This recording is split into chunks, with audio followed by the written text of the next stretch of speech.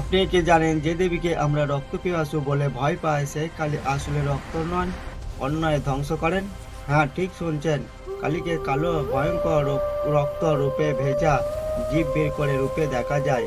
এটাই আমাদের মনে ভদ্রতা তৈরি করেছে। কিন্তু শাস্ত্র বলছে কালী কখনো রক্ত মানুষের চান না।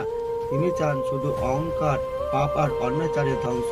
পুরাণ অনুযায়ী রক্তবীজ নামে এক অসুর ছিলেন, যার রক্ত মাটিতে পড়লে নতুন নতুন অসুর জন্ম নিত। তখন দেবী রণক্ষেত্রের রূপে আবির্ভূত হন। তিনি সেই রক্ত মাটিতে পড়ার আগে নিজের জিভ দিয়ে রক্ত চুষে নেন, কারণ নতুন নতুন অসুর জন্ম না নেয়। তাই তিনি রক্তপিপাসু নন, তিনি অশুভ বিধানের প্রতীক। আর তার জিভ বের করা মানে কি জানেন? এটা লজ্জা নয়, এটা প্রতীক যে তিনি নিজে রাগ নিয়ন্ত্রণে আনছেন।